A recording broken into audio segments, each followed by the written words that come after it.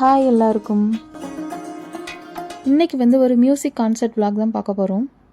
இங்கே குவைத்தில் டெஃப் அப்படின்னு ஒரு கமிட்டி உண்டு. அங்கேருந்து ஒரு மியூசிக் கான்சர்ட் மாதிரி ஏற்பாடு பண்ணியிருந்தாங்க. அதுக்கு தான் நாங்கள் போகிறோம். யாரை பார்க்க போகிறோம்? ஆண்ட்ரியா பார்க்க போகிறோம். ஆண்டி இல்லைல்ல, ஆண்ட்ரியா. ஆண்ட்ரியா ஆண்ட்ரியா பார்க்க crochet crochet crochet crochet Anand, அது தெரியும். ஆனந்த் அரவிந்த் தர்ஷன். பாப்பா கிட்ட பேசினதை வச்சு நீங்கள் கண்டுபிடிச்சிருப்பீங்க யாரோட மியூசிக் கான்சர்ட் போகிறோம் அப்படின்ட்டு. ஆக்ட்ரஸ் ஆண்ட்ரியா, அப்புறம் வந்து குக் வித் கோமாளி குரோஷி, அப்புறம் சூப்பர் சிங்கர் ஆனந்த் அரவிந்த் தக்ஷன், இவங்கெல்லாம் தான் வந்திருக்கிறாங்க. ஃப்ரைடே ஈவினிங் தான் இந்த ப்ரோக்ராம் நடத்துனாங்க. ரொம்ப நாளைக்கு அப்புறம் பகலில் வெயிலில் போன மாதிரி இருந்துச்சு. இங்கே சூரியனை பார்த்திங்கன்னா தெரியும் எவ்வளோ பெருசாக தெரியுது அப்படின்ட்டு. இங்கே நிலாவுமே பௌர்ணமி அன்னைக்கெலாம் பார்த்தோம்னா ரொம்ப பெரிய நிலாவாக தெரியும். நம்ம ஊரில் பார்க்கும்போது குட்டியாக ரவுண்டாக தெரியும், ஆனால் இங்கே வந்து பெருசாக தெரியும். மேபி எர்த்தோட மிடில் இருக்கிறதுனால அந்த மாதிரி சூரியன் நிலா எல்லாமே ரொம்ப பெருசாக தெரியுது அப்படின்ட்டு நான் நினைப்பேன்.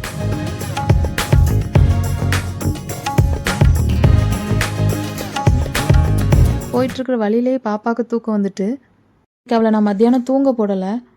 இதுக்கு முன்னாடி ஒரு மியூசிக் கன்சர்ட் போன வருஷம் போயிருந்தோம். வந்து அனுராதா ஸ்ரீராம், அப்புறம் ஸ்ரீநிதி, பிரியா ஜெர்சன், அவங்க மூக்குத்தி முருகன் அவங்கெல்லாம் வந்திருந்தாங்க. அப்போ வந்து பாப்பா வந்து கார்லேயே வீட்டிலேருந்து கிளம்பும்போதே தூங்கிட்டா. அப்படி தூங்கினதோடு எழுப்பி வந்தோடனே அங்கே வந்தோடனே முழிச்சிட்டா. பாதி நேரம் கூட அவள் உள்ளே இருக்க விடலை.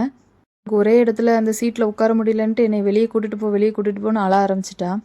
அப்புறம் நானும் வேறு வழியே இல்லாமல் அதுக்கப்புறம் அங்கே உள்ள பாட்டு கச்சேரி நடந்துட்டு இருந்துச்சு, நாங்கள் வெளியே இருந்து விளாண்டுக்கிட்டு இருந்தோம். அதனால தான் இந்த டைம் நான் அவளை தூங்க விடலை. நேராக அங்கே போய் அப்படி தூங்கினாலும் அப்படியே ஒரு 2 மணி நேரம் அங்கே தூங்குவாள். அதுக்கப்புறம் எப்படியும் ஒரு 1 மணி நேரம் அப்படியே முழிச்சிட்டு அங்கங்கே இருந்து அப்படியே ஓட்டிடலாம் உள்ளே வச்சு அப்படின்ட்டு அப்படி பார்த்துக்கிட்டேன். இங்கே வந்து டெல்லி பப்ளிக் ஸ்கூலில் தான் ஏற்பாடு பண்ணியிருந்தாங்க. ஹஸ்பண்ட் எங்களை கொண்டு வந்து சீட்டிங் அரேஞ்ச்மெண்ட்டில் விட்டுட்டு அவங்க கமிட்டி வேலையை பார்க்க போயிட்டாங்க. இந்த தடவை கமிட்டி மெம்பர்ஸ் எல்லாருக்குமே சீட் வந்து ஃப்ரண்ட்லேயே அரேஞ்ச் பண்ணியிருந்தாங்க. ஃபஸ்ட் ரோ வந்து கெஸ்ட்டுக்கும், செகண்ட் ரோ எல்லாம் கமிட்டி மெம்பர்ஸ்க்கு அரேஞ்ச் பண்ணதுனால ஃப்ரண்ட்டில் இருந்து பார்க்க முடிஞ்சிச்சு. அதனால நல்லாவும் இருந்துச்சு. ஆறுலேயே தூங்கிடுவான் அப்படின்னு தான் பார்த்தோம், ஆனால் வந்து அவள் தூங்கலை. அப்புறம் இங்கே உள்ளே வந்தோடனே இந்த லைட்ஸு, அதுக்கப்புறம் இந்த சீட்லலாம் விளாண்டுட்டு இருந்தாளா, அதுக்கப்புறமா கொஞ்ச நேரம் அப்படியே லேட்டாக தான் தூங்கினான். ஹஸ்பண்ட் அங்கே கமிட்டி வேலையிலலாம் பார்த்துட்டு இருந்தாங்க.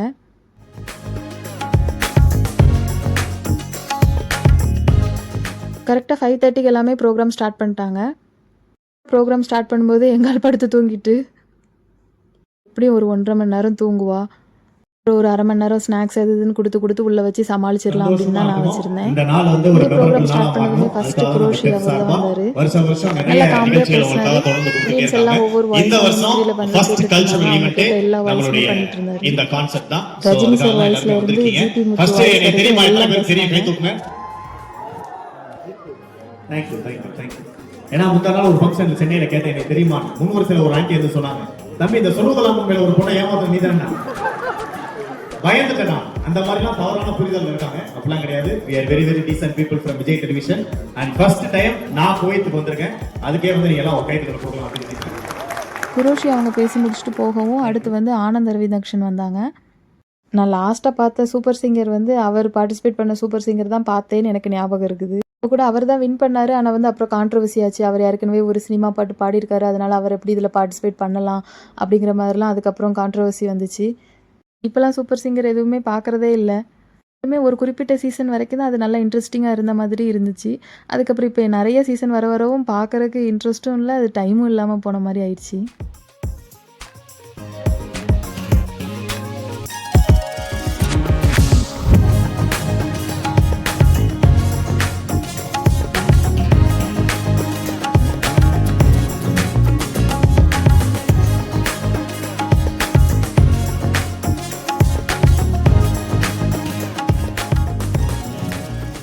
குரோஷியும் அவரும் சேர்ந்து இந்த நிலா அது வானத்து மேலே அந்த சாங் தான் சேர்ந்து பாடிட்டு இருந்தாங்க. எங்கள் பாப்பா அந்த பாட்டு நல்லா கேட்பா, ஆனால் இன்னும் பாப்பா முழிக்கலை. கரெக்டாக அவங்க ஆண்ட்ரியா வரும்போது முழிச்சிட்டா. இது ஃபஸ்ட் ஒரு ப்ரோமோ மாதிரி போட்டாங்க. அவங்க ஏற்கனவே நடந்த அந்த மியூசிக் கன்சர்ட் எல்லாத்துல இருந்து அவங்க வரக்கு முன்னாடி ஒரு சின்ன ப்ரோமோ மாதிரி போட்டிருந்தாங்க.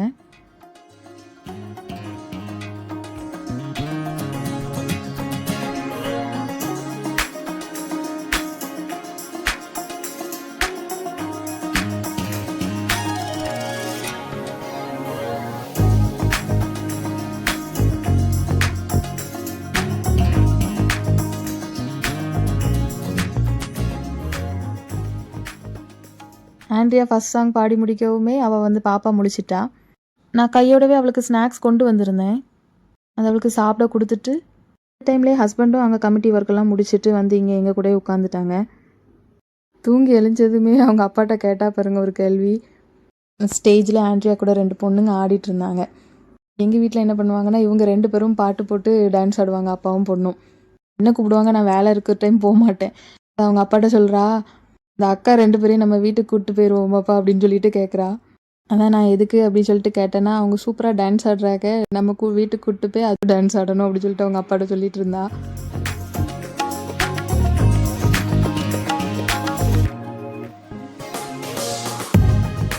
அப்புறமா அவள் ஸ்நாக்ஸ் எல்லாம் சாப்பிட்டு முடிச்சதும் கொஞ்ச நேரம் அமைதியாக இருந்தா. நான் எப்போ கிராங்கியாவா வெளியே கூப்பிட்டு போக சொல்லுவா அப்படின்னு தான் நினச்சேன். ஆனால் எப்போவுமே நம்ம நினைக்கிறதுக்கு ஆப்போசிட்டாக தானே நடக்கும். அதே மாதிரி தான் அவள் வெளியே கூப்பிட்டு போகுன்னு சொல்லலை. அப்படி அங்கே 2-3 சின்ன பிள்ளைங்களாம் டான்ஸ் ஆடிட்டு இருந்தாங்களா, அதை பார்த்து இவளும் ஆட ஆரம்பித்தா. கரெக்டாக அந்த டைம்லேயும் 2-3 ஃபாஸ்ட் பீட் சாங்லாம் பாடினாங்களா. அதில் கொஞ்சம் பக்கத்தில் இருந்தவங்களும் கொஞ்சம் இவள் பாடுறதை பார்த்துட்டு அவளுக்கு கிளாப் பண்ணாங்களா. அவள் அப்படியே உள்ளே இருந்து நாங்கள் சமாளிச்சிட்டோம். வெளியே கூட்டிகிட்டு போ அப்படின்ட்டு சொல்லவும் இல்லை, ரொம்ப கிராங்கி ஆகலை, அழுகலை, எதுவுமே பண்ணலை. அவள் நல்லா என்ஜாய் பண்ணா. அதுக்கப்புறம் லாஸ்ட்டாக ப்ரோக்ராம் முடிஞ்சதும் மொமெண்ட்டோ எல்லாருக்கும் கொடுத்தாங்க. அங்கே எல்லாருக்கும் டின்னர் அரேஞ்ச் பண்ணியிருந்தாங்க. அங்கே நான் மட்டும் தான் சாப்பிட்டேன். ஹஸ்பண்ட் வந்து அவங்க கமிட்டி மெம்பர் கூட லாஸ்ட்டாக சாப்பிடுவேன் அப்படி சொல்லிட்டாங்க. பாப்பா சுத்தமாக ஒன்றுமே சாப்பிட மாட்டேன்ட்டா. என்னை வீட்டுக்கு கொண்டு போய் விடுங்க, நான் வந்து அங்கே போய் வீட்டில் ஏதாவது பார்த்துக்கிட்டேன்ட்டு அவங்க நைட்டு கொண்டு வந்து என்னை வீட்டுக்கு விட்டுட்டாங்க. தோசை தான் சுட்டு கொடுக்கலான்னு பார்த்தேன். அவள் தோசை வேண்டாம் அப்படி சொல்லிட்டு சொன்னான். இந்த ப்ரெட்டும் ஜாமும் கொடுத்தோம்னா கொஞ்சம் சாப்பிடுவா, அதை வந்து கொடுத்தேன். அப்புறமா 1 டம்ளர் பாலும் குடித்தா. எல்லாம் சாப்பிட்டு முடிச்சுட்டு தூங்க போகலான்னா அவள் லேட்டாக தானே தூங்கி எழுந்திரிச்சதுனால அவளுக்கு வந்து தூக்கம் வரல. புக் எடுத்துகிட்டு பிறகு வந்துட்டா. அவள் கூட கொஞ்ச நேரம் உட்காந்துட்டு விளாண்டுட்டு அப்புறமா நைட்டு 1:30க்கு தான் தூங்கினா. 1:30 கூடவே இருக்கும், 2 மணிக்கிட்ட தான் தூங்கவே செஞ்சா.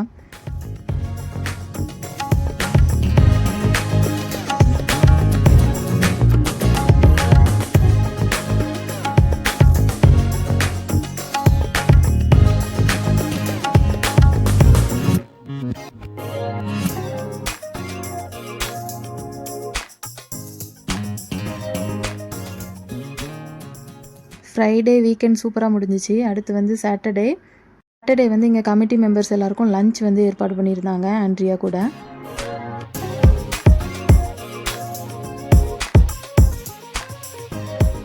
லெவன் 30க்கெலாம் இங்கேருந்து கிளம்பி போகணுன்னு சொன்னாங்க. எப்பவும் போல தான் லேட்டு. 12:30க்கு அப்புறம் தான் நாங்களே இங்கேருந்து கிளம்புனோம்.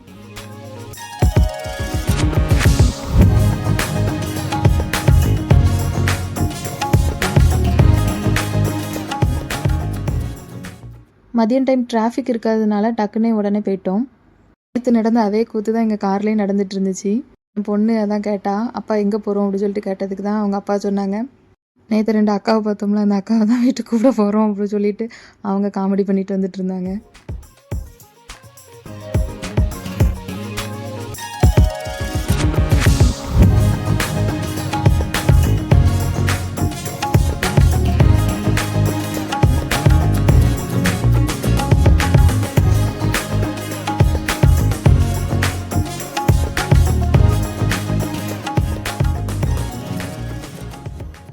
அப்படி நாங்கள் எல்லோரும் பேசிகிட்டே ஒரு 10 நிமிஷத்துலேயே அங்கே ஹோட்டல் வந்துருச்சு.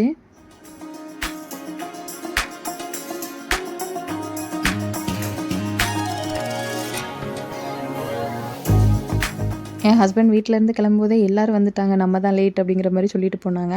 ஆனால் நாங்கள் போயிருக்க டைம் தான் கரெக்டாக எல்லாருமே ஒவ்வொருத்தராக வர ஆரம்பித்தாங்க. இந்த ஹோட்டலுக்கு தான் ஹோட்டல் சஃபார் அப்படின்ட்டு ஒரு பீச் சைடு ஹோட்டலுக்கு தான் வந்திருந்தோம். இங்கே லஞ்ச் பார்ட்டி நடந்த இடம் வந்து ஒரு பீச் சைடில் வச்சு நடத்தியிருந்தாங்க. நல்லா இருந்துச்சு. ஹோட்டல் ஆம்பியன்ஸ் ரொம்ப சூப்பராக இருந்துச்சு. நாங்கள் ரொம்ப உள்ளெல்லாம் எதுவுமே சுற்றி பார்க்கல. நேராக அங்கே லஞ்ச் அரேஞ்ச் பண்ணியிருந்த இடத்துக்கு போயிட்டு அதில் பக்கத்துலேயே அங்கே ஒரு ப்ளே ஏரியா இருந்துச்சு. அதனால் பாப்பா போனதுமே ரொம்ப நாள் அங்கே ப்ளே ஏரியா எதுவுமே கூட்டு போகல. அந்த வின்டர் சீசன் தொடங்கினதுக்கப்புறம் இங்கே அந்த ஸ்விங்கு அப்புறம் ஸ்லைடு இதெல்லாம் பார்த்த உடனே அவள் இங்கே வந்துட்டா நேராக. மோஸ்ட்லி எல்லா குழந்தைங்களும் இங்கே தான் இருந்தாங்க. அங்கே ஹால்குள்ளே கொஞ்சம் நேரம் அந்த சாப்பிட்ற ஒரு 1/2 மணி நேரம் தான் இருந்திருப்பாங்க. எல்லோரும் இங்கே தான் விளாண்டுட்டு இருந்தாங்க. இது உள்ளே தான் எல்லாருக்குமே அந்த லஞ்ச் ஏற்பாடு பண்ணியிருந்தாங்க. ப்ரோக்ராம் எல்லாமே முடிஞ்சிச்சு, எல்லாருமே சாப்பிட்டாச்சு. எங்கள் பாப்பா ஆஸ் யூஷுவல் வெளியே வந்தால் எதுவுமே சாப்பிட மாட்டாங்க, ஹோட்டல் ஃபுட்டும் சாப்பிட மாட்டாங்க. அதனால் அக்கா ஒரு 3 டம்ளர் ஜூஸை மட்டும் வயிற்றுக்குள்ள அடைச்சிட்டு விளாட போயாச்சு. பன்னீர் எப்படினாலும் சாப்பிடுவா. அதனால் நான் கொஞ்சம் ரைஸும் பன்னீர் பட்டர் மசாலாவும் வச்சு கொடுத்துடலான்னு பார்த்தேன். அவள் ஒரு வாய் கூட வாங்க மாட்டேன்ட்டா. அப்புறம் அவங்க அப்பாவும் அவள் 3 டம்ளர் ஜூஸ் குடிச்சிருக்கா, நீ எதுவும் இப்போதைக்கு கொடுத்தாலும் அவள் சாப்பிட மாட்டா, வீட்டில் போய் பார்த்துக்கலான்னு விட்டுட்டாங்க. நம்ம இன்றைக்கி ஒரு நாள் சமைக்க வேண்டாம் ரெஸ்ட்டுன்னு பார்த்தோன்னா, என் பிள்ளைக்கு நான் அடுப்பை பற்ற வச்சா தான் தூக்கம் வரும்ன மாதிரி ஒன்றும் வெளியே சாப்பிட மாட்டா. எங்கே போனாலும் கேரியரில் அள்ளி கட்டிட்டு கொண்டு போகணும் அவளுக்குன்ட்டே தனியாக.